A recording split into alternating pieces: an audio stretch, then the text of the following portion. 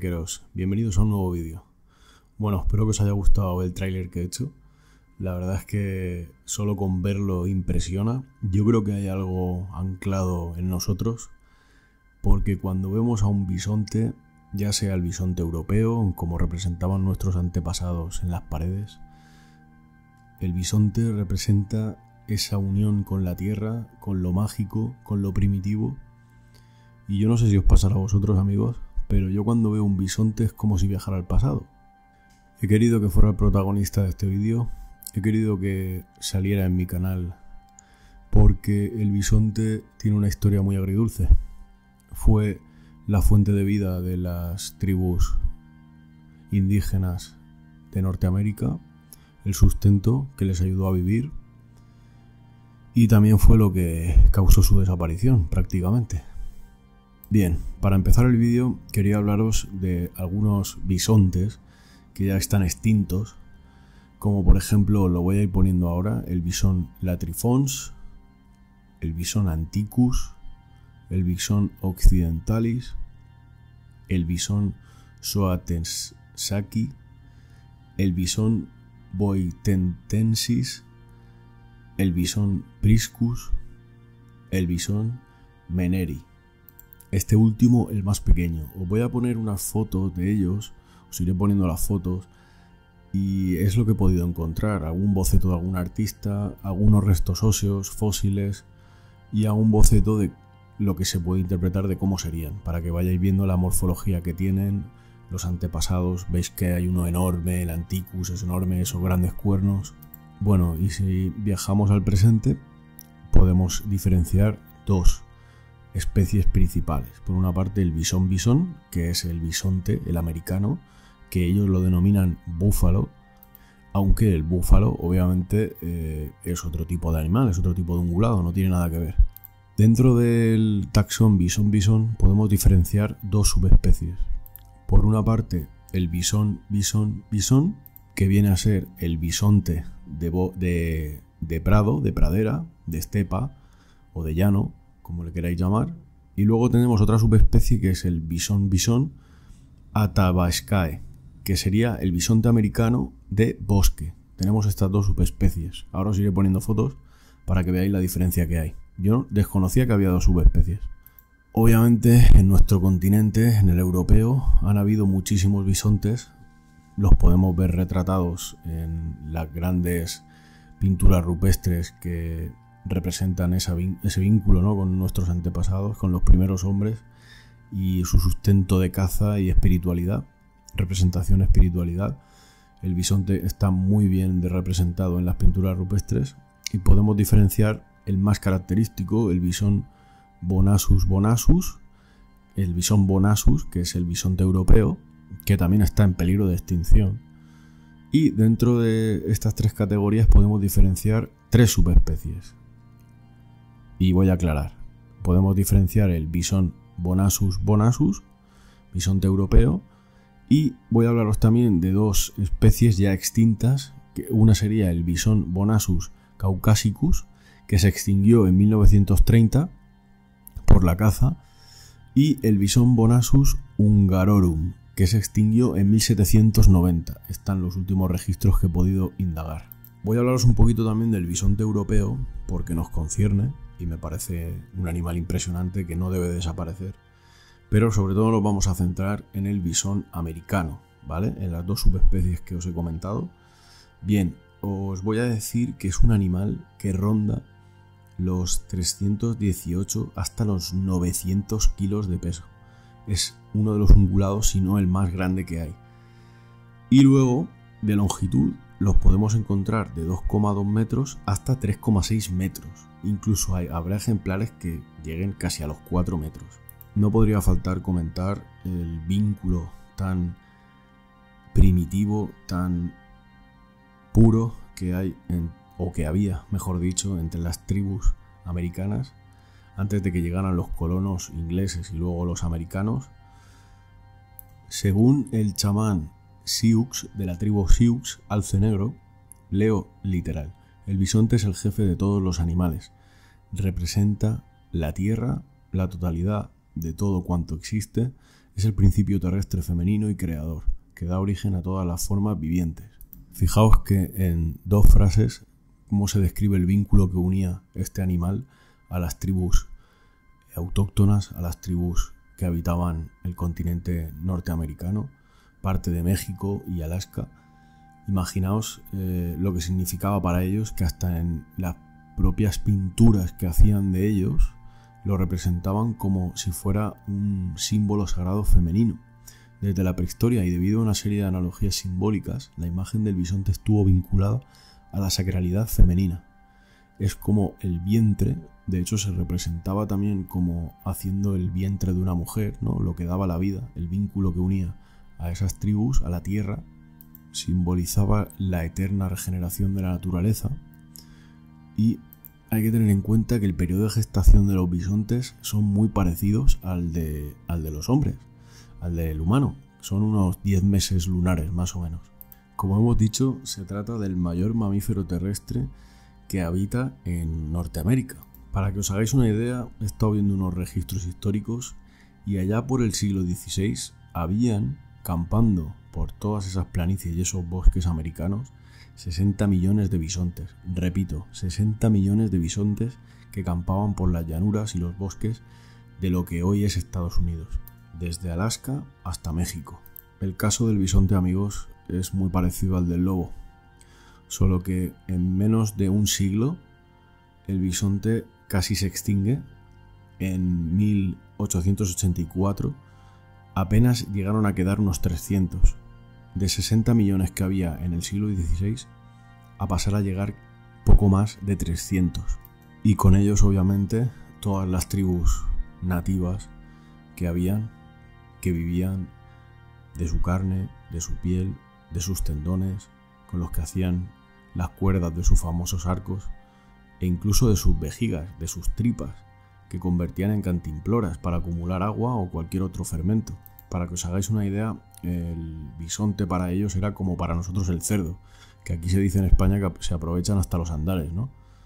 Lo aprovechaban absolutamente todo, los huesos, la piel, todo, las entrañas. Quiero mencionar aquí un claro ejemplo, más que lo que os pueda explicar yo, de 2 películas que a mí me han marcado y me han animado a hacer este vídeo. Por una parte, la película tan famosa de Bailando con Lobos, de 1990, dirigida y protagonizada por Kevin Costner, todos lo conoceréis. Y actualmente una película que la podéis ver en Amazon, que es El cazador de búfalos, protagonizada por Nicolas Cage. La verdad es que me ha parecido una película, es complicada de ver, es muy difícil de ver, es bastante dura, pero representa totalmente el afán humano por conocer y a la vez destruir, y la angustia que le provoca. O sea, os la recomiendo fervientemente que la veáis. Sobre todo tiene una banda sonora espectacular. En esta película de 1990 de Bailando con Lobos hay una escena muy famosa en la que aparecen todos los cadáveres desollados de los bisontes, una pradera entera llena de huesos y de cadáveres pudriéndose al sol, para el comercio de pieles, amigos. Así es, el bisonte, aparte de ser un punto de inflexión en la desaparición de estas tribus, fueron aniquilados para, con ellos, poder ir ganando territorio a estas tribus, porque si tú quitas el sustento de ellos, los destruyes. Y así lo sabían el ejército de los Estados Unidos. Os voy a poner también una foto de cómo, y esto está registrado por el ejército de los Estados Unidos, cómo desde el propio tren, que tener en cuenta que en ese siglo XIX o así, cuando empezaban a construirse todas las vías férreas que unirían todos los Estados Unidos para mercancías, para transporte de gente, de ganado, para toda la industria que se venía.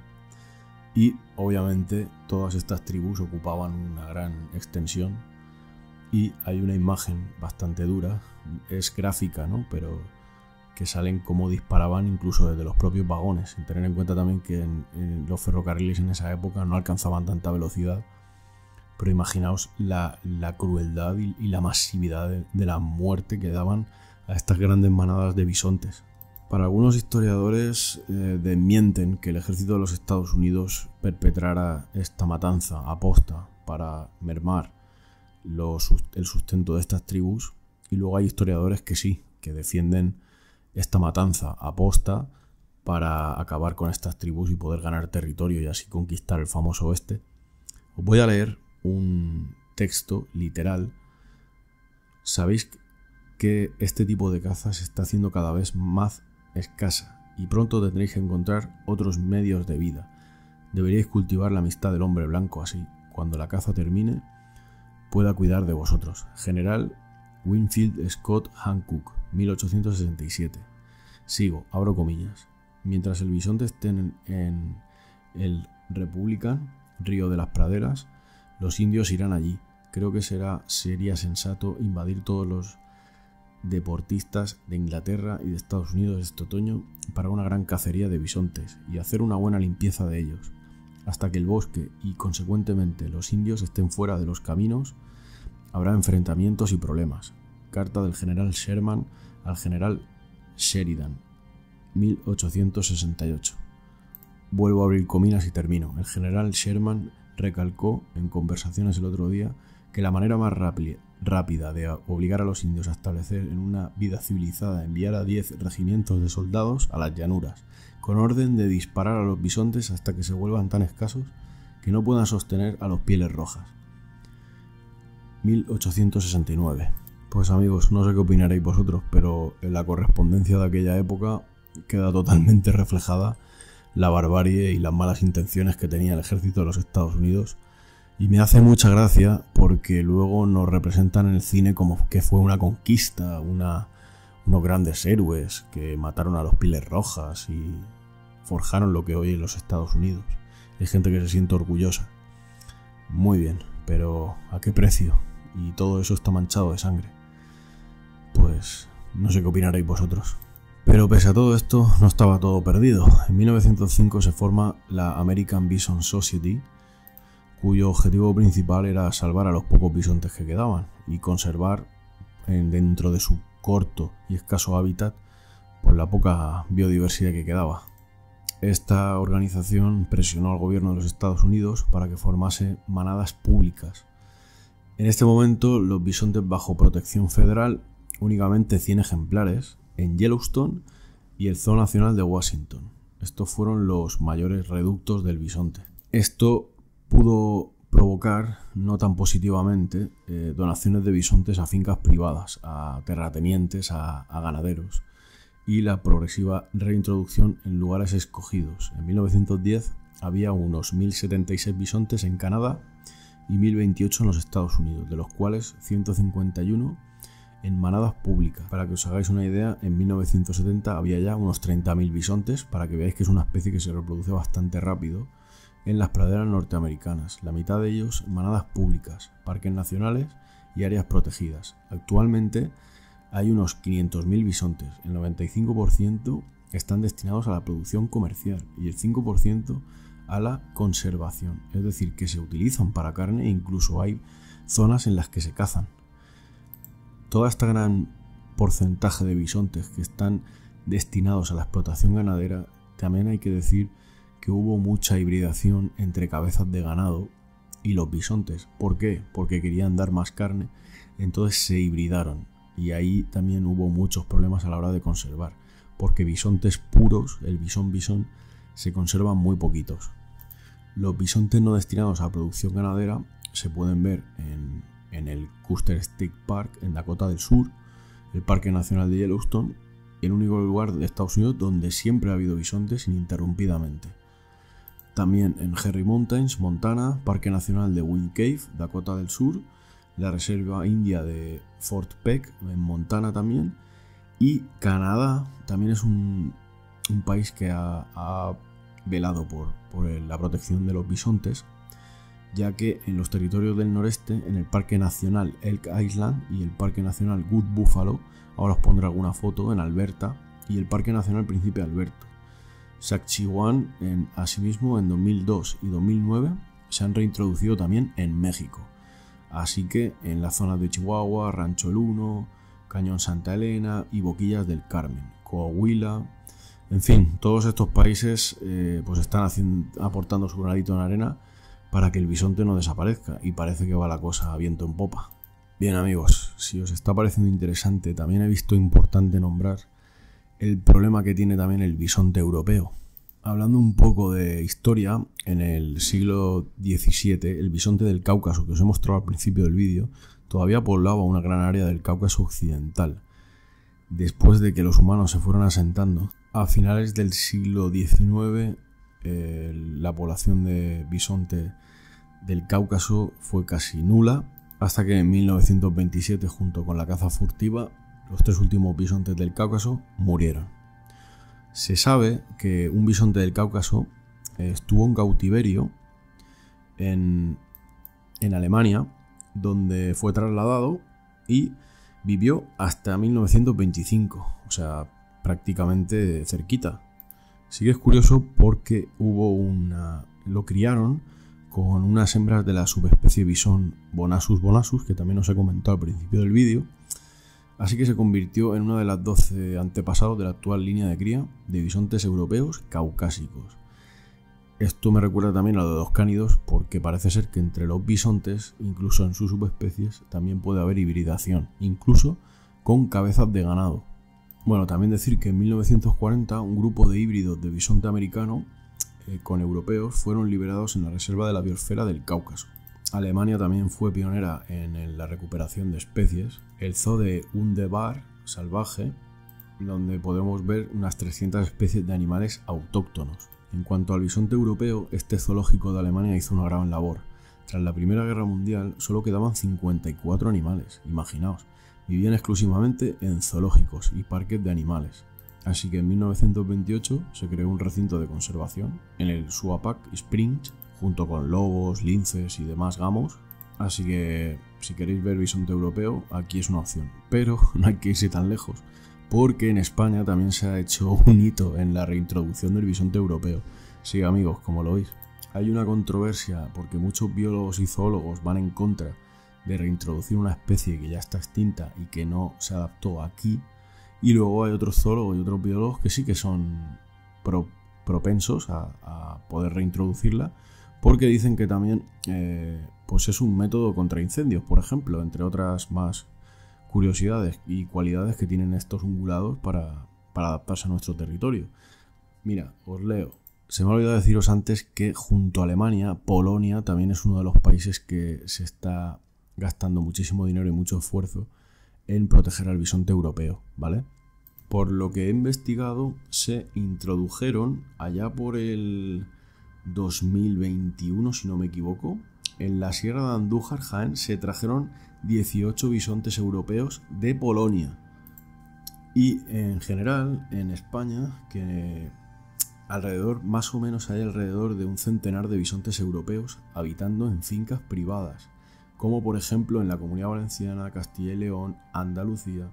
Es curioso porque el bisonte europeo yo lo hacía como un animal más preparado para los fríos, ¿no?, de países del norte, pero parece ser que se está adaptando muy bien al sur de España, al clima mediterráneo. Los primeros ejemplares, ahora sí, corrijo, llegaron en 2010. Junto con todas estas comunidades autónomas, Segovia, se unieron posteriormente Segovia, Extremadura, León, Andalucía. Y bueno, pues usaron como argumento lo que hemos comentado al principio del vídeo, las pinturas rupestres que podemos encontrar en Altamira o en muchísimos yacimientos más, que bueno, pues podría justificar la reintroducción de estos animales, aunque han pasado unos 10.000 años desde que desaparecieron. También es verdad que hay estudios que dicen que este bisonte europeo no pobló la península ibérica, sino que fue un bisón priscus, que también lo he comentado al principio del vídeo, que ya se extinguió. Yo quiero saber lo que opináis vosotros. ¿Creéis que es un beneficio o va a ser negativo para la fauna, para los ecosistemas ibéricos? ¿Qué opináis? Yo opino que es un bonito proyecto. Sí que es verdad que yo me centraría más en proteger lo que ya tenemos, como el lobo, el lince y demás especies de todo tipo, que gastar dinero y esfuerzo en reintroducir una especie que, bueno, pues tampoco es que no la necesitemos sí o sí. A mí no me parece mal. Yo quiero saber lo que opináis vosotros, chicos. Así que nada, chicos, no quiero hacer el vídeo más largo. Seguro que me he dejado un montón de cosas en el camino, pero es que si no haría el vídeo demasiado largo. Me he querido centrar en la figura del bisonte, tocar un poquito el bisonte europeo. Para los que no lo sepáis, ya tenemos el bisonte europeo en España. Así que nada, volvemos a la polémica. Rewilding con el bisonte, volverlo a introducir, estarnos quietos. ¿Qué opináis? Quiero saberlo. Pues nada, amigos, espero que os haya gustado y larga vida al bisonte. Un abrazo.